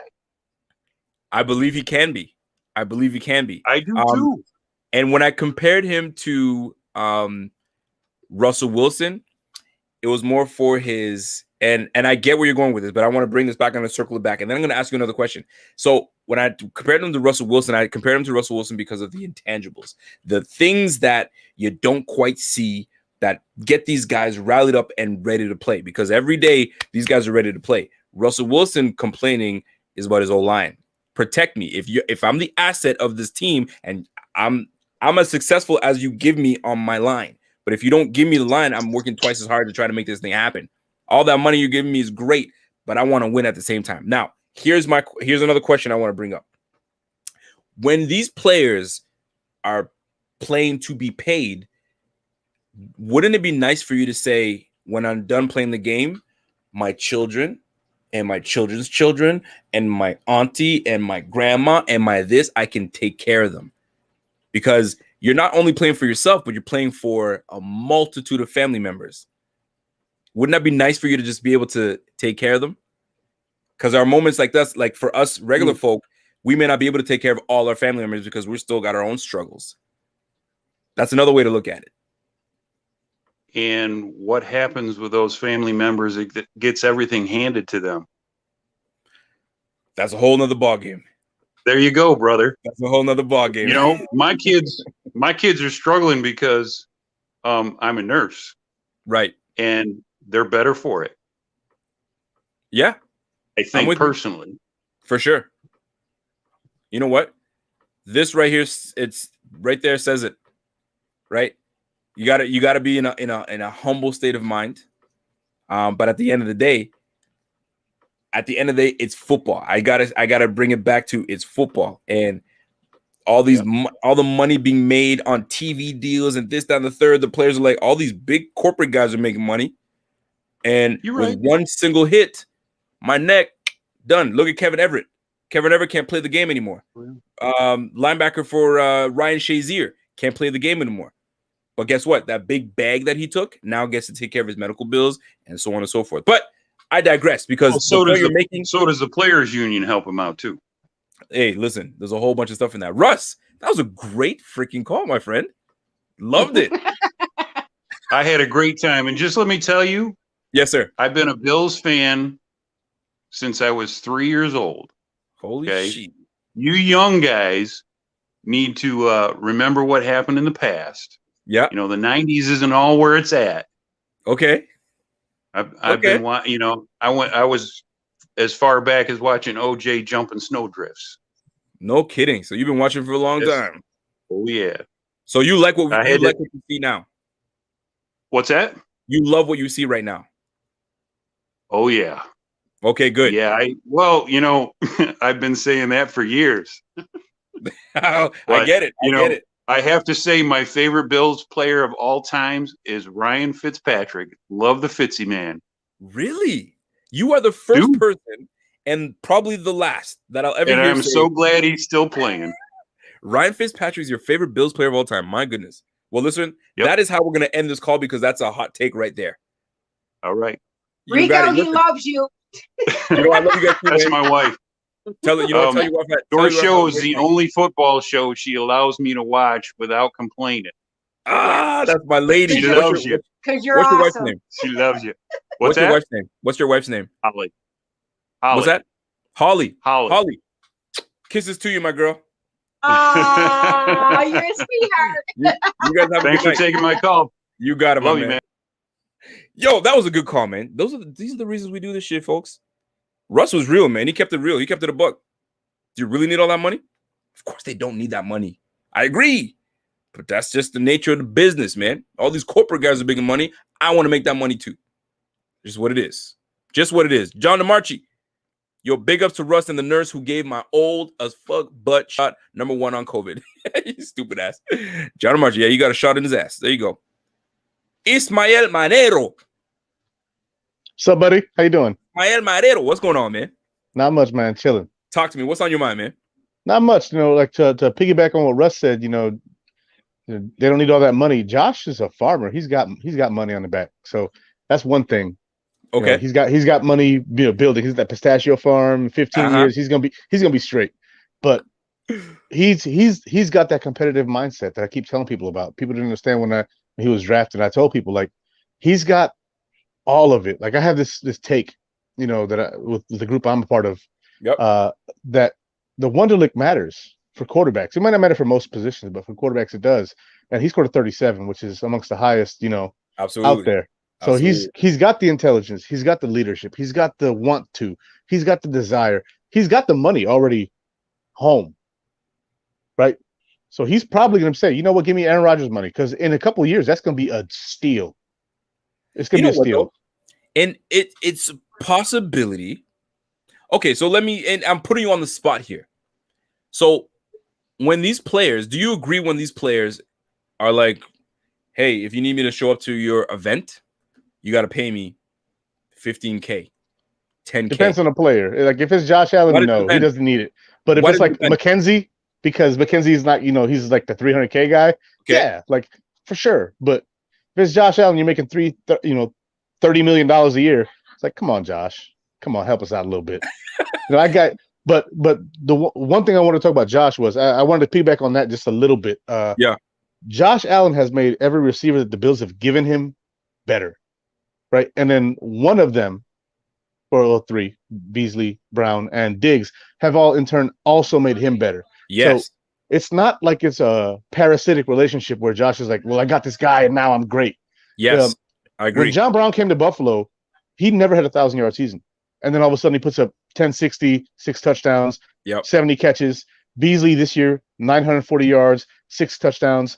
Diggs never had over 1,200 yards. That's right. Then he comes to Buffalo, 1,500 yards, 127 catches, 8 TDs. He had one season before that where he had one more TD, and he had 1,100 yards. So he's not just, benefiting, but he's also allowing these guys to benefit off of him. Diggs is going to get paid because of Josh. He's going to get paid bigger. He's going to get paid as the top 3 wide receiver in the NFL because of Josh. So Diggs is probably going to be around for a while. Yes. But we may not be able to keep the rest. So would you agree with it comes time where we're going to find out what Josh is really made out of when Dable leaves, Dorsey leaves potentially, right? Now Josh is going to be without the guys that have been mentoring. Do you think he's taken enough from these guys that he's going to be sustain that as an elite player for a long time? So, yes, I do think so. Because our entire offensive staff is good. Look at Chad Hall, our wide receivers coach. He's another guy that could step in as offensive coordinator. And that's if Dorsey leaves. Because you got to remember, Dorsey's a Carolina guy. He's not a Dable guy. He's a Beane McDermott guy. Yes, he is. You could assume that he's going to go with Dable, but he's been with Beane and McDermott far longer. So that's a question in and of itself.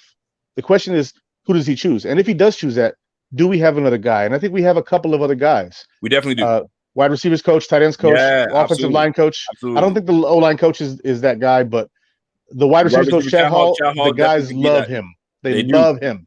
So it could be very interesting. You're right about that. Yeah, and even still, Josh is the type of player who he's not gonna fail. He's just he's got that mentality of an Aaron Rodgers. Like, okay, you brought me Matt LaFleur. We don't agree philosophically, but I'm gonna go ahead and be an MVP anyway. And that's why I say that Josh Allen's like a new breed of freaking quarterback, man. And it just took me a few things for me to look at and start seeing things that are happening around. I'm like, yo, we might have something special in this guy, man. And Brandon B probably saw this. So I'll have one more question for you. Before I do, I gotta jump on this real quick. John DeMarchi says, yo, Rico is the best Bills show out there. Salute to you. Air Raid with Tilton Judge are awesome as well. Yes, they are. So is Z-Bot. Z-Bot is primo. Myself. What happened? You good? I gotta center myself so that way you can see me. I'm off to the left. He says, that said, Breida, so happy. Dude ran a 4.38 and did 23.20. He did 23 times 22.25. Oh, okay. Oh, damn, he benched 23 times? Yeah, he benched 23 times, 225 pounds, and he only weighed 195. So with for a guy who weighs inch vertical. Yeah. Damn. So here's the deal. That was 5 years ago. Yeah. We get a little older, a couple injuries. I mean, we can't he's not a rookie coming in and he's able to do those things. So, but he still got the wheels. He still got great. One more question before you get out of here. Dámelo. What does dámelo means for sure? Give it to me. Dámelo. Okay. Matt Breida. Now, some people are saying, well, Matt Breida is going to be the starter by first. Are you like, man, shut your ass up? Or are you like, well, wait a minute now? It's possible. I mean, because he's got the speed that we've lacked, and our other guys have not been super productive. Granted, first 2 years, Singletary 5.1 yards, 4.4 yards. That's nothing to sneeze at, but Breida has game-breaking speed. He has the ability to bust any play wide open. But I think that this team is really built to run based on the weakness of the opponent. So don't be surprised if you see Singletary and Breida highlighted in one game, Moss and Breida in another game, Singletary and Moss in another game. It just depends on who we're playing, because if we're playing a defense that's based on speed, we're going to play a speed or a power-based run game. And if it's a defense that's based on power, you're going to want your speed guy out there, because those guys are going to be slow. They're not going to be there to be able to, deal with what you got. If you have all three facets, pick your poison, because we're going to go whatever way we go. I'm for it. Go ahead. Let me hit that shit. Yo, that's facts, man. Hey, if you make yourself multifaceted, if you make yourself not one-dimensional, teams can't stop you. They just can't. And say no more. And I don't see teams. If we go out there and Singletary, he makes some people miss, but he only gets 3 yards. And then we put Moss in there, and he hits the hole, but he only gets 2 yards. But then you put Breida in there, he busts a 30-yarder. Like, all right, we're gonna go with Breida and Singletary because they're getting more yards, and that's just what's gonna be. Here's a hot take. Hold on a second. Somebody's saying, John, shut up. Hold on a second. Bobby says something here. He goes, and this could be a possibility too. Breida may not even make the roster. He might not. If we draft ETN in round 1, the thing is with Brent, here's the big thing. Brandon Beane likes to make himself flexible. He doesn't like to be put in a box. He wants to have options. So if the best option is ETN at 30 and he can't trade back, if he doesn't see the value in trading back, he's going to take who he thinks is the best player.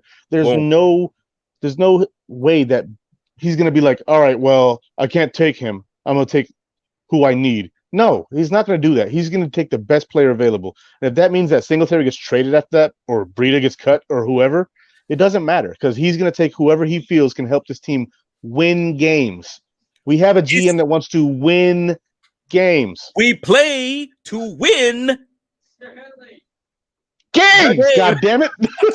Games. Démelo. Dámelo, cabrón. Dámelo. All right, listen. Ladies and gentlemen, Ismael Manero came with some freaking heat, man. Ismael, anytime that you have a chance to come on, man, jump on, man. I like chatting with you, man. I want to jump on, and I'm kind of with another group too, so I enjoy doing you with your group, and we show you guys love. And Pierre showed us love the other day. Thank you, Pierre. Thank you, Rico, for we're built in Buffalo. Oh, that's Akeem Richards. That's the fam. That's the fam. Yeah.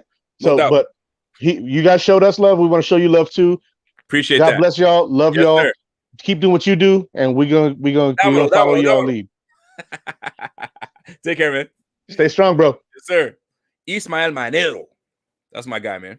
Ismael, he's been a long time viewer. That's my guy. But I have one last person that I want to jump in there, and it's the vet. He's one of the big vets in this game. In the chat at all, it's Scott Blakely's one of them. John Yodis is another. John, what's happening today, sir? How you doing, Rico? I'm doing well, sir. Where are you from? Well, I'm originally from Western New York, but I've lived down south for a long time. That's why I'm a big fan of Isaiah McKenzie. I grew up in Georgia, and I watched him in Georgia. So, so you must be thrilled that he's back on the squad. Oh, I love him. I think we did a good thing, and this is the thing that I wanted to ask y'all. Yes, sir. What is the time that y'all remember going back in time? When did you know that you were a Buffalo Bills fan? And I'll give you my story really quick, and then I want to hear it. You tell me. Yep. I think it was 1977 preseason. I'm gonna give you full screen. About 8 years old. Huh? I'm gonna give you full screen. Go ahead. Okay. It was 1977 preseason. We were in Rich Stadium, and the Buffalo Bills were playing the Pittsburgh Steelers.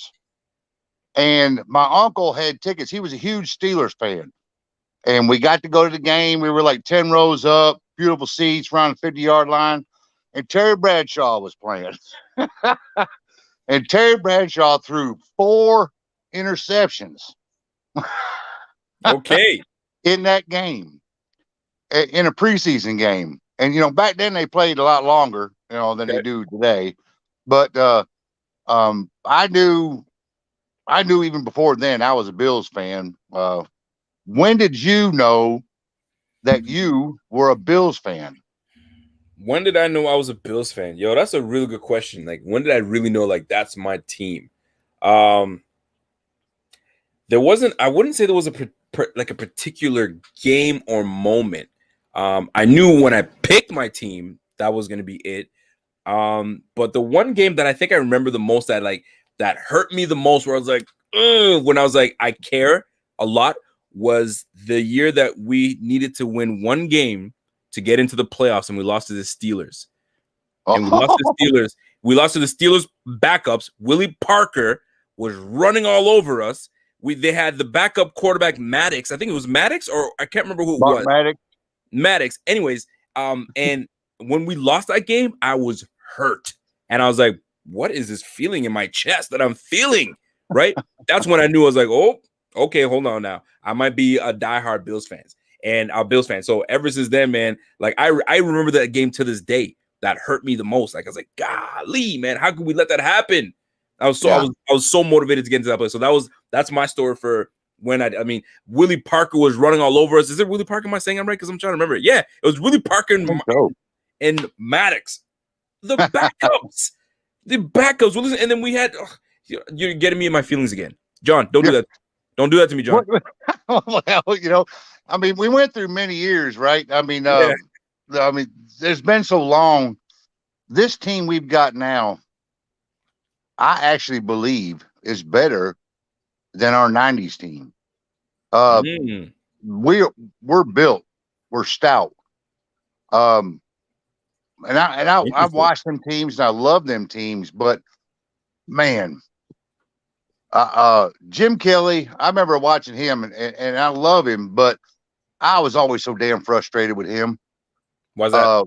Shuttle pass, Thurman Thomas, shuttle pass, Thurman Thomas. And it was just driving me nuts. Because it wasn't successful a lot, Sometimes it was, sometimes it wasn't. But it was almost like he became almost too easy to read. And I worry about that about Josh. Josh, well, he can go anywhere, and he's so much more flexible than Jim. And we're so dynamic. There's Brian Dable is doing some good things, and we don't even know what's in his book. Yeah, man. There's so much more that he wants to do, and Brandon Beane is still bringing in parts and pieces. So even what we've got now, we don't even know what we're going to see next year, and it's going to be better. It's I just feel it's going to be better. I like it. You have a good feeling about it. Well, I wanted to I don't know if you can see this, but maybe I can read this to you. It was a thing that I wrote about 4 years ago. Okay. When Sean McDermott come online. My wife framed this. What's it say? Bless her heart. What's it say? It says 8-11-17. My expectations for the Bills will be low this year. 4 wins. So henceforth, it is safe for my family to enter and even watch without too much excitement. Signed, me. They would, whenever I watched the Bills for years, my kid was gone. My wife, gone. They would not be around me. Oh, yeah. I'm too active, too much around the room. And y'all well know these last 20 years, damn. I mean, prior to this, it was bad, right? That's the perfect way to describe it. How many times was we hollering at the screen? And she kept telling me, they can't hear you. But I wish they did. But I'm so glad about the Bagulas taking over the ownership. Matter of fact, I actually used to work for him. So I helped him get his little bit of his oil money. There you go. So I'm glad he spent it in a good way. But Ralph Wilson, I loved him, bless his heart. But man, that we got too long. That 20 years was in a rut, and it was old time thinking. Things did not go right, and everybody saw. I mean, all y'all youngins grew up in that crap, and I hate that y'all had to grow up with that shit because it was bullshit. They didn't do what they needed to do. They kept trying to do different things, and every 2 years, 3 years, we got a new coach, we got new schemes. We're gonna go from a 4-3, we're gonna go to 3-4. We're gonna do this, that. I mean, we couldn't do anything. So let me ask you this. Sure. Before you get out of here, because I have one more person to take. But before you get, let me ask you this. You say you feel very confident in the team that we have right now. So, are we taking a step back next year, or is this the step we take? We're going to Super Bowl. This is it. I truly believe we're going to the Super Bowl. I like it. I felt this year. I felt last year, or prior to the year. I felt if we need to get our damn get to the playoffs. We got to the playoffs twice out of 3 years. Yep. Even though we lost, and then I felt the next year. I said, now's the time. We got to get our win, and the goal is the championship game. At least get to the damn championship game. We did it. You're damn right. And now, hey man, Super Bowl, y'all. I mean, we're going to the Super Bowl. And damn right. I'm talking about a damn win. And see this hat. I don't know if y'all can see this hat. It's a 92 Super Bowl hat. Man, you are a OG. That's what you are. Yeah, man. John, you know what I'm gonna call you? Your name's not John anymore. It's gonna be OG John. Can I call you that? You're the original. That's and that's even a late hat. I appreciate that, man. Listen, John, we're going. One more question before you get out of here. Can people watch the game around you now? Yeah, they can watch it around me now because I'm older, but I still get up and actually when I start hitting the ground and start doing my leg splits, I get up much slower. You got it, man. Listen, ladies and gentlemen, that's my guy John Yotis, OG. We'll Y'all see take you, care. Man. He said, when I get down doing splits, boy, John, if you don't sit your old ass down, man, doing the splits, man, sit on the couch and just enjoy the game. That's my guy, John. Love it. The support is real. By the way, John DeMarchi, I see you, man. Donations to support the best Bills show for the Bills fans. Love it all. Bills Mafia. Let's go, man. What's up? I'm going to go with my next guest. Daniel Barranca? Am I saying that right? Oh, shoot. What's good, man?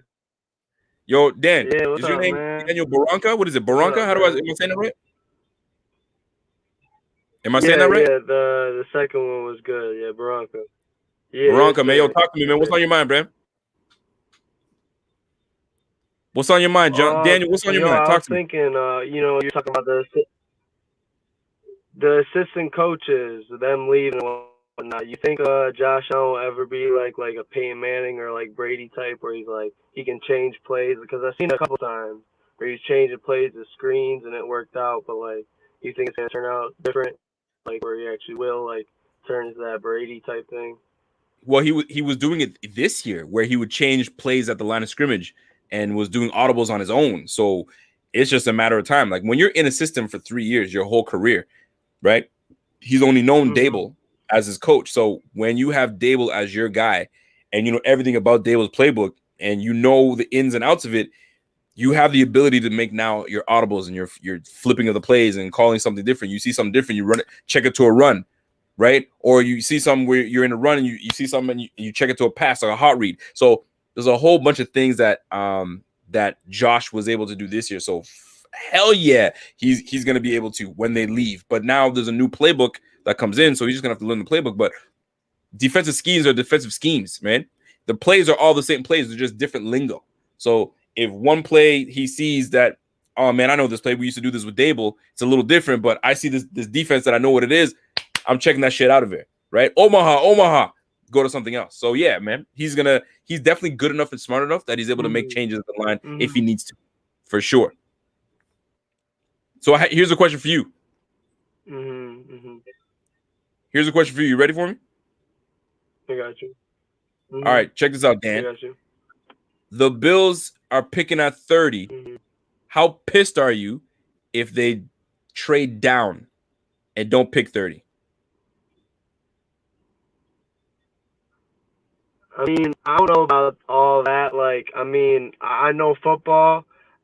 Now that we got Breida, I'm honestly not too worried about the running back position. I know, like, people want ATN or I think it's Najee Harris, but, like, I don't know. Like, I like Breida a lot just because of the speed, and I think Moss can be, like, a goal line type of dude if he gets in the weight room a little bit more. And then Singletary, I like what that one Spanish dude said, like, his philosophy on all that. Like, we have all the assets right here.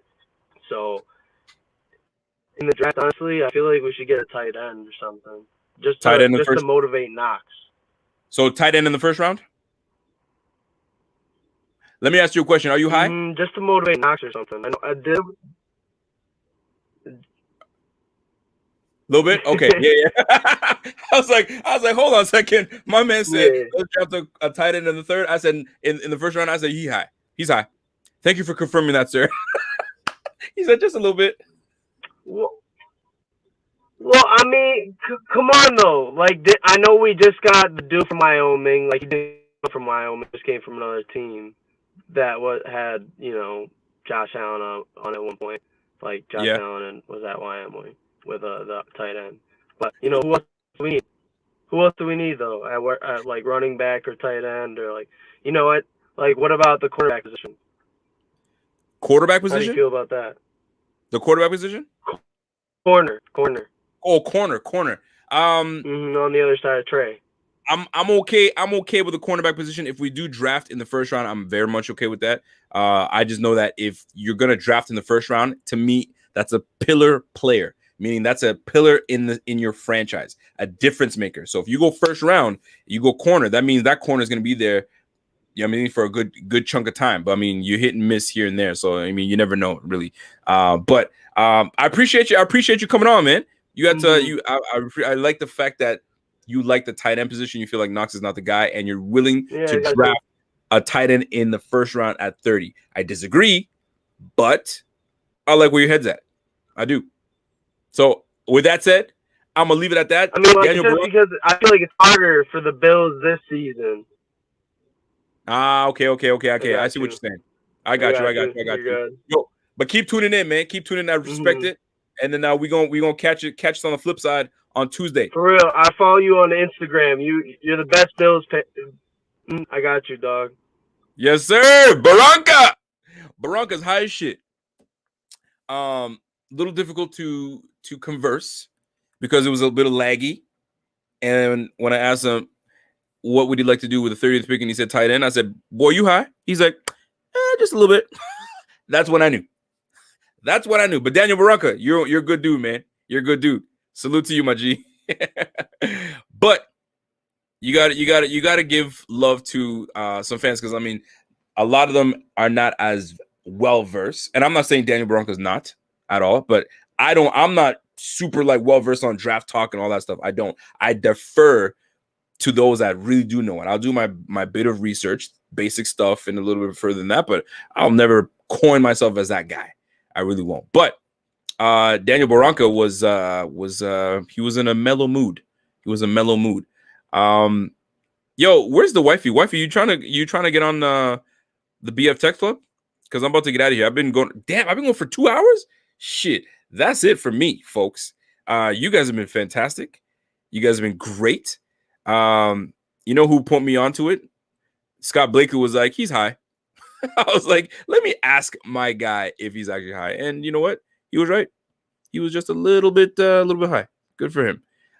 So salute to everybody that's been in the chat, flirting with my wife and my wife flirting back with you guys. I love it. I love it very much so. She's a flirt and that's just what she is, but she's also sweet. But at the end of the day, you guys have been fantastic. You guys have been rocking for 2 hours. I don't even know how I'm able to do these things for 2 hours. I swear I don't know. And sometimes I even wonder how these guys go for 3 hours straight. I'm at 2. So I got to pace myself because once draft night starts, it's going to be on and popping, man. We're going to be on there for a while. So that being said, that's it. That's my time. Finito. Damale. That's what my guy said. Give it to me. So I gotta use that in the right context, by the way. So to the wifey, I'll say damale. Okay. So that's it, man. So I hope you guys enjoyed it. Recapping what we spoke on Breida, we spoke on Obada, our defensive end that we brought in. We spoke on a little bit on Powell, kick return. Josh Allen, we spoke on. I hope you guys enjoyed the show.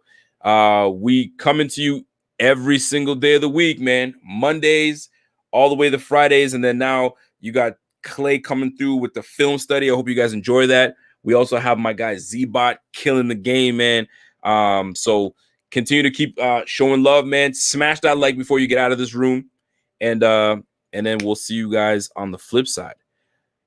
And until next time, you guys have a great night. Enjoy yourselves. Kiss your families. Hug your families. All that good stuff. You only live once. YOLO.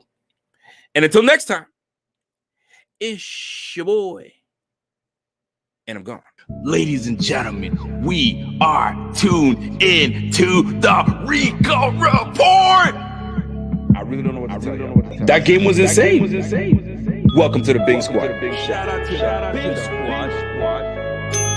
Ladies and gentlemen, welcome to the Big Squad. Welcome on a very special evening to the Rico Report. We are here. He is our team. This is the Buffalo Fanatics.